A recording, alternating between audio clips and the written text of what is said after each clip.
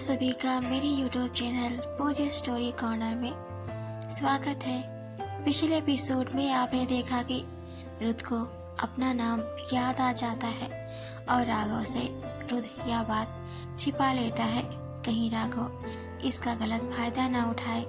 आहाना राघव को अमेजिंग कर रही होती है।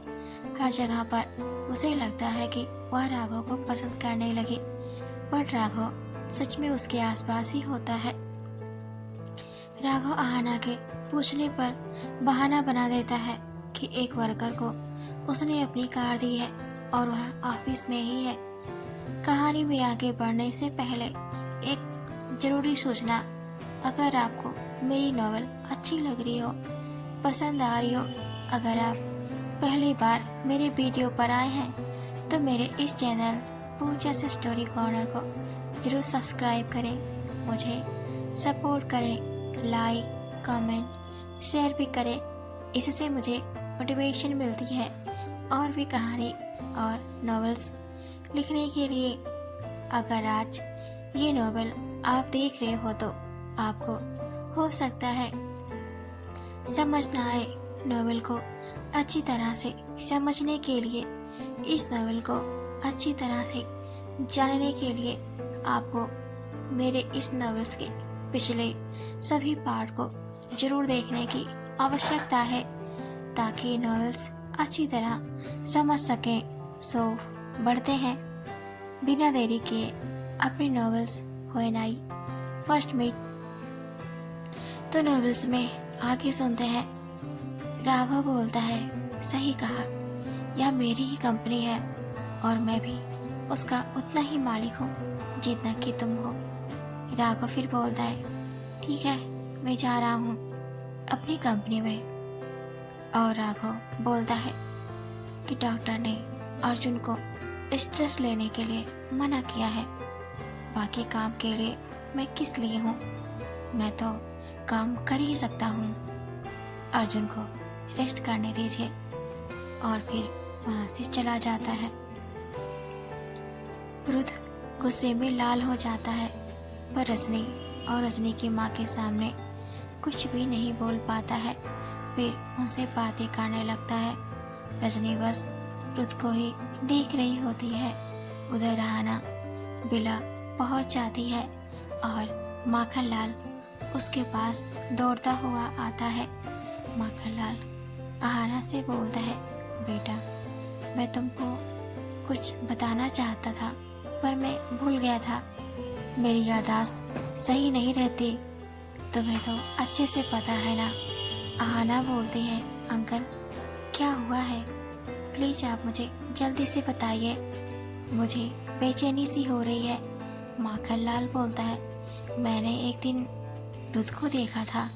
इतना सुनते ही आहाना के पैरों तले जमीन खिसक जाती है और वह सोच में पड़ जाती है।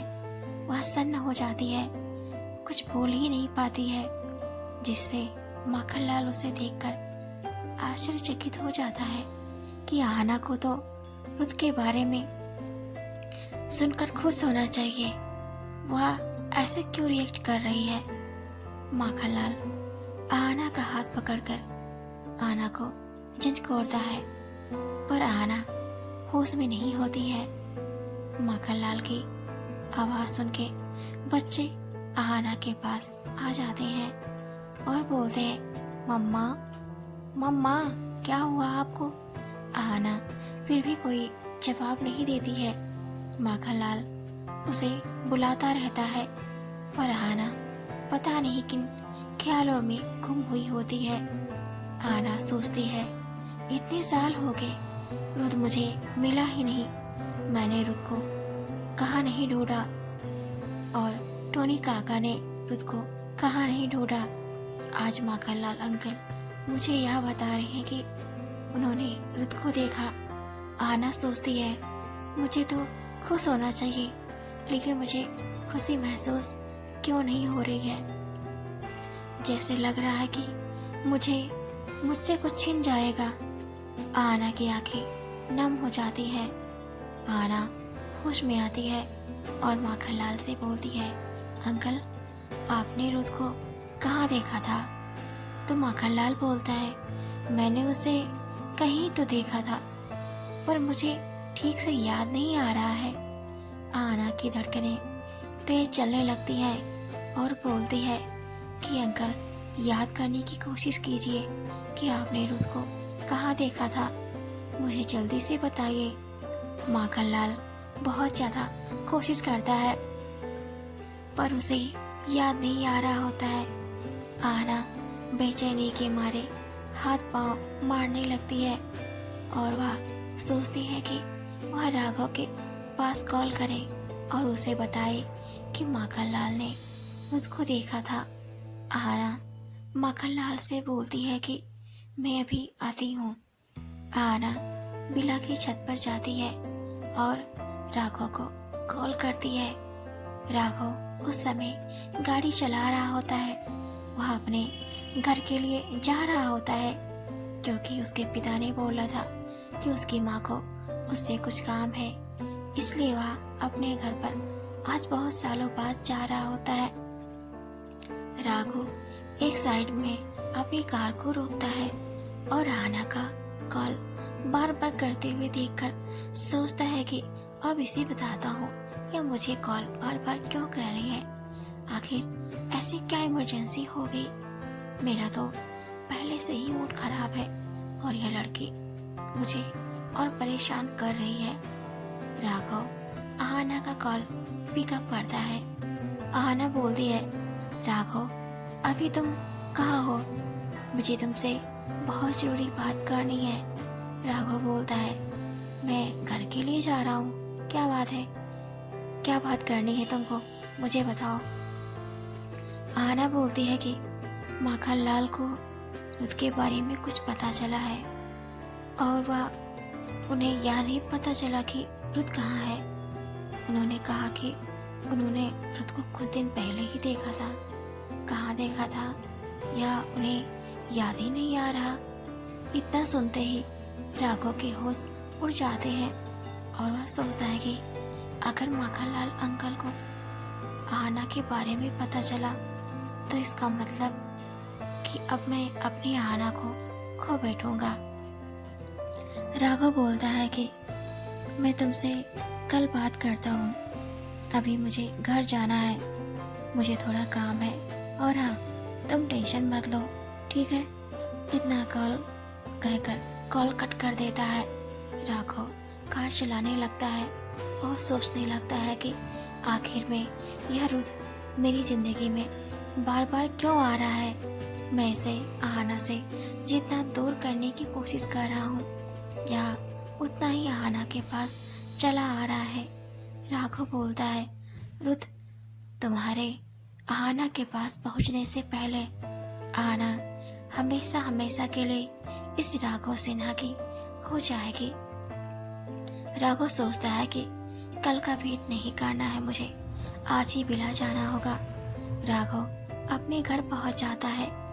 इतने सालों बाद राघव को घर में वहां पर उसकी सौतेली माँ उसका इंतजार कर रही होती है। सौतेली माँ उसे देखते ही उसकी आंखें नम हो जाती है। राघव सोचता है, इनका दिल कैसे पसीज गया। आखिर यह मुझे पसंद नहीं करती थी, इनको क्या हो गया। उसकी सौतेली माँ राघव के पास आती है और बोलती है, बेटा मुझे माफ कर दो, मेरी गलती थी कि मैं तुम्हें समझ नहीं पाई। राघव अपनी सौतेली माँ का ऐसा बर्ताव देखकर उसे कुछ समझ में नहीं आ रहा था कि आखिर उनके दिमाग में क्या चल रहा है। राघव उसे हाथ छुड़ाना चाहता था, लेकिन सौतेली माँ उतने ही उसके करीब आ रही थी और उस पर अपनी ममता लुटा रही थी। राघव को कुछ भी समझ में नहीं आ रहा था। राघव को लग रहा था कि सौतेली माँ कुछ चाल चल रही है। सौतेली माँ उसके सामने रोने लगती है और इतने दिन बाद आने के लिए उसे डांट भी लगाती है। राघव को अपनी सौतेली माँ की डांट सुनकर उसे महसूस होता है कि हो सकता है कि माँ अब मुझे प्यार करने लगी है, और वह उनके गले लग जाता है। उसकी सौतेली माँ और राघव को गले लगा के रोने लगती है और बोलती है, बेटा मुझे माफ कर दो, अब तो तुम मुझे छोड़कर नहीं जाओगे। उसके पिताजी आते हैं और बोलते हैं, तुम्हारी सौतेली माँ अब बदल चुकी है, क्योंकि तुम्हारे दोनों छोटे भाई बहन तुम्हारी माँ की हमेशा बेइज्जती करते रहते हैं। तुम्हारी माँ को इज्जत देना दूर की बात, उनसे बात ही नहीं करता। तुम्हारी सौतेली माँ को बहुत ज़्यादा याद आ रहा था कि राघव मेरे साथ कैसे बिहेव करता था। राघव कितना अच्छा लड़का है। तुम्हारी सौतेली माँ को अपने किए का पछतावा भी है। तुम्हारे दोनों छोटे भाई बहन तुम्हारी माँ को परेशान करते हैं, उनकी बात नहीं सुनते। तुम्हारे छोटे भाई ने तुम्हारी माँ को बहुत भला बुरा कहा जब तुम घर से निकल गए थे। तुम्हारी छोटी बहन हमारे साथ नहीं रहती है, वह अपने अंकल के पास रहती है और आते भी नहीं है। तुम्हारी माँ हमेशा परेशान रहती है कि उन दोनों को बुला लो, पर वो दोनों अगर आते हैं तो तुम्हारी सौतेली माँ को बहुत भला बुरा कहते हैं और उनके साथ बहुत बुरी तरीके से पेश आते हैं। घर के ऐसे माहौल हो जाने से तुम्हारी माँ ज़्यादा चिंता करने लगी, पर उनको अब डॉक्टर के पास हर वीकेंड जाना पड़ता है। राघव देखता है माँ कितनी कमज़ोर हो गई है। राघव की सौतेली माँ बोलती है, बेटा मुझे मेरे किए की सज़ा मिली है। जो मुझे ऐसे बच्चे मिले तो मेरा बेटा है, तो मेरा सबसे अच्छा बेटा है। राघव कहता है, हाँ माँ मैं आपका ही बेटा हूँ। राघव की आंखें नम हो जाती है। उसे पहली बार अपनी सौतेली माँ का प्यार पाकर वह अपने सभी नौकरों को राघव के पास बुलाती है और कहती है कि छोटे साहब के लिए अच्छी अच्छी डिशेस बनाई जाए, उनकी मनपसंद चीज़ मंगवाई जाए। उनको जो पसंद है वह सभी उनके पास आए। राघव अपनी सौतेली माँ से कहता है, माँ ऐसा करने की कोई ज़रूरत नहीं है, आपका प्यार मेरे लिए काफ़ी है और आपको जो भी बात करनी है आप अभी कर लीजिए, मुझे कहीं जाना है। राघव की सौतेली माँ बोलती है, तो इतने दिन बाद आया है और इतना जल्दी जाने की जिद भी कर रहा है। इतना कहकर और उठ जाती हैं। राघव उन्हें मनाने जाता है और बोलता है, माँ प्लीज़ मुझे समझने की कोशिश करो, काम का झमेला है, नहीं तो मैं आपके पास आज जरूर रुकता। राघव की सौतेली माँ बोलती है, आज रुक जाता इसका क्या मतलब है? तू मेरा बेटा है, क्या तू मेरे लिए समय नहीं निकाल सकता? तो राघव बोलता है, माँ अभी के लिए जाना है, बाकी मैं तो आपके साथ ही रहूँगा। उसकी सौतेली माँ बोलती है, तुझे कहीं नहीं जाना है, आज तो मेरे पास ही रहेगा। राघव सोचने लगता है कि मेरी सौतेली माँ बहुत ज़िद्दी है, अगर मैं उनकी बात नहीं मानी तो उनकी तबीयत भी खराब हो सकती है। वैसे भी डॉक्टर ने उनको ज़्यादा स्ट्रेस लेने के लिए मना किया है। मैं अपनी माँ को दुखी तो नहीं कर सकता। कोई बात नहीं, कल मैं हाना के पास चला जाऊँगा, पर मैं तो सोच रहा था कि आज ही चला जाऊँ। मेरे दिल में खलबली सी मची हुई है, रुत कहीं उसे फिर से अपना ना बना ले। मैं उसे खोना नहीं चाहती हूँ। उसकी सौतेली माँ राघव को इतना खोया हुआ देखकर उसके सामने चुटकी बजाती है और बोलती है, किसके बारे में सोच रहा है, मुझे बताया भी नहीं। इतना ज़्यादा सोच रहा है, इसका मतलब यह है कि किसी लड़की के बारे में ही सोच रहा होगा। तूने तो कभी नहीं बताया। राघव कहता है, माँ ऐसे कोई बात नहीं है। अच्छा यह बताओ, आपने मुझे यहाँ पर क्यों बुलाया?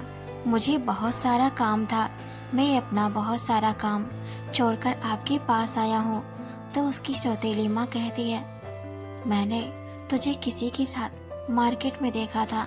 तो राघव शॉक हो जाता है और बोलता है, मार्केट में मुझे किसके साथ देखा था माँ ने?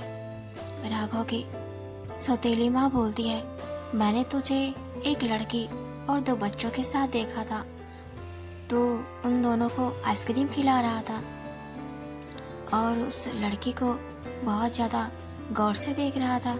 आखिर वह तीनों कौन थे, जरा मुझे बताना। उसकी सौतेली माँ कमर पर हाथ दोनों रखकर तान के खड़ी हो जाती हैं और बोलती हैं, अगर तू आज सच नहीं बताया तो तुझे जाने नहीं दूंगी। तुझे सच बताना पड़ेगा। आखिर वह तीनों से तेरा क्या रिश्ता है? मैंने तुझे उसके साथ एक बार नहीं कई बार देखा है। मैंने तुझे कई बार कॉल किया पर तूने मेरे किसी कॉल का भी जवाब नहीं दिया। इसलिए मैंने तेरे पिता को तेरे पास ही भेज दिया ताकि तू मेरे पास आ जाए और मुझे तुझसे सवाल जवाब कर सकूं। राघव बोलता है, माँ वो मेरी दोस्त है। उसकी सौतेली माँ कहती है, बस दोस्त? राघव बोलता है, माँ वो दोस्त के बच्चे हैं। उसका पति कहीं खो गया है और वह लड़की अपने बच्चों के साथ अकेले रहती है। बेचारी कितना सहती है, तो मैं कभी कभी उसकी हेल्प कर दिया करता हूँ। राघव की सौतेली माँ राघव के कान पकड़कर बोलती है, तो मुझे मत सिखा, ठीक है? मैंने तुझे देखा था तो उसके साथ बहुत नरमी से पेश आ रहा था। आखिर कौन है वह लड़की? जब मैं तुझे बोलती थी बेटा शादी कर ले, पर तू नहीं बोलता था कि नहीं माँ मुझे शादी नहीं करना। अभी तो तेरी उम्र क्या है शादी करने की, और उस लड़की की उम्र कितनी कम है। आखिर तुम दोनों इतने कम उम्र में शादी कर लिए और 2 बच्चे भी कर लिए, और मुझे बता रहे हो कि उसका पति कहीं चला गया है। तो मुझे कहानी सुना रहा है, तो अपनी माँ को कहानी सुनाएगा। इतना कहकर वह उसके कान को और जोर से मुड़ती है। राघव चीखने लगता है और बोलता है, माँ मुझे दर्द हो रहा है, प्लीज छोड़ो, मैं सच बोल रहा हूँ। मेरा उससे इतना बड़ा रिश्ता नहीं है। हाँ मैं कभी कभी चला जाता हूँ उनसे और बच्चों से मिलने के लिए। उसकी सौतेली माँ बोलती है, लड़की तो सुंदर है, बच्चे भी कितने सुंदर है, लगता तो नहीं है कि तेरे पर गए हैं। राघव फिर से बोलता है, माँ वह मेरी पत्नी नहीं है और ना ही वह दोनों मेरे बच्चे हैं। राघव की सौतेली माँ बोलती है, तब फिर तो उसके आगे पीछे क्यों डोलता रहता है, क्यों उन तीनों को लेकर घूमता रहता है? मैंने तुम चारों को कई बार देखा। आखिर क्या मेरी आंखें धोखा खा सकती हैं? तू अपनी माँ को धोखा दे सकता है? राघव बोलता है, नहीं माँ ऐसा कोई बात नहीं है, मैं आपको बताता हूँ। राघव हॉस्पिटल में सारी चीज जो हुई, पिता का नाम, सब कुछ बताने लगता है कि हॉस्पिटल में हुए इंसिडेंट को बताने लगता है कि माँ बस ऐसी ही बात थी। उसकी सौतेली माँ समझ जाती है कि हाँ ऐसा हो सकता है, तो वह बोलती है, मुझे पहले से ही पता था कि तू उन बच्चों का असली बाप नहीं है, पर तुझे वह लड़की पसंद है। अगर तुझे पसंद है तो शादी कर सकता है, मुझे कोई आपत्ति नहीं, मुझे तो वो वारिस मिल जाएंगे। राघव मुस्कुराने लगता है तो उसकी सौतेली माँ समझ जाती है कि राघव उस लड़की से प्यार करता है। राघव की सौतेली माँ बोलती है, ठीक है तो उसे कब ला रहा है हम सबसे मिलाने के लिए? राघव कहता है, माँ थोड़ा सा गड़बड़ हो गई है। उसने आज अभी मुझे फोन किया जब मैं आपके पास आ रहा था। उसने बोला कि उसके पति के बारे में उसके अंकल को कुछ पता चला है, इस बात को लेकर वह बेचैन है। तो राघव की माँ बोलती है, मुझे ऐसा लगता है कि वह लड़की तुझे प्यार करती है और वह अपने पति के पास नहीं जाना चाहती है, इसीलिए वह इतना परेशान है। राघव कहता है, सच माँ अगर ऐसा है तो आना बस मेरी ही है। उसकी सौतेली माँ उसे गले लगा लेती है और बोलती है, ठीक है, अब तुम जा सकते हो, तुम्हें अपना काम पहले करना चाहिए। उसकी माँ उसे गले लगाकर विदा कर देती है। राघव वापस आ जाता है और बिला पहुंच जाता है। आहना उसके कार की आवाज़ सुनती है और सोचती है कि राघव इतनी शाम को यहाँ पर क्या कर रहा है। आहना बिला का गेट ओपन करती है। राघव कार से तुरंत उतरकर आहना को गले लगा लेता है। आहना बोलती है, राघव तुम्हें हुआ क्या है? राघव बोलता है, आहना सच सच बताना, क्या तुम मुझे पसंद करती हो? आहना चुप रहती है और राघव को अपने दिमाग में रखती है और वह बोलती है, मैं अभी क्या कहूँ इससे? मुझे कुछ समझ में नहीं आ रहा है। क्या मुझे सच बताना चाहिए या नहीं बताना चाहिए?